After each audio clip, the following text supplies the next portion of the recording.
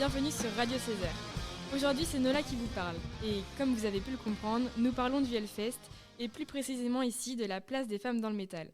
Car oui, dans un monde que nous pensons essentiellement constitué d'hommes, eh bien nous trouvons en fait beaucoup de femmes.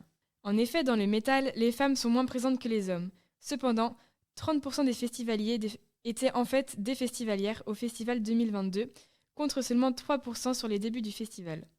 On y trouve des mères, des groupes de copines, la majorité des filles ont environ 18 ans. Cette hausse du nombre de festivalières peut s'expliquer par le fait que les mentalités évoluent, et les femmes présentes au Hellfest disent se sentir plus libres et même mieux intégrées que dans leur train de vie habituel. En effet, au Hellfest règne une ambiance joyeuse, ce qui incite les femmes à s'habiller comme elles le souhaitent, que ce soit dans un style sexy ou encore masculin, sans pour autant être jugées.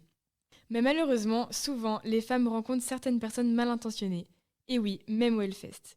Mais pour que tout le monde puisse passer du bon temps sans être dérangé, Hellfest Productions a créé une brigade d'intervention Hellwatch aidée de l'application Safer. Hellwatch, c'est une brigade de sécurité et d'intervention créée par le Hellfest lui-même pour protéger les festivaliers et festivalières. Et avec cette brigade, le Hellfest a investi dans une application nommée Safer. Anaïs Brosso-Dozoul, membre de Hellfest Productions, revient sur l'application. De toute façon, c'est un sujet qui est sur la table parce qu'il nous concerne tous et c'est rentré maintenant dans notre organisation.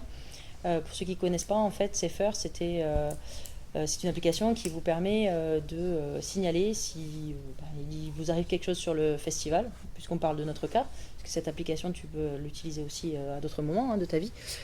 Donc, elle te géolocalise et grâce à ça, en fait, nos équipes qu'on met en place avec des bénévoles, conjointement avec Safer, interviennent, tout simplement.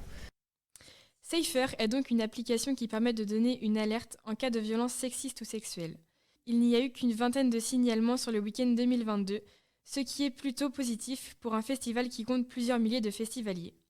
Et sur scène, on peut se demander si par exemple un groupe de femmes a plus de difficultés à percer. Eh bien pas forcément. Si vous avez du mal à trouver un groupe de métal 100% féminin, c'est simplement parce qu'il n'y en a pas beaucoup. Et cela s'expliquerait par le fait qu'elles soient moins attirées par cet univers. Au sein du Hellfest, il y a environ 5% des artistes qui sont des femmes.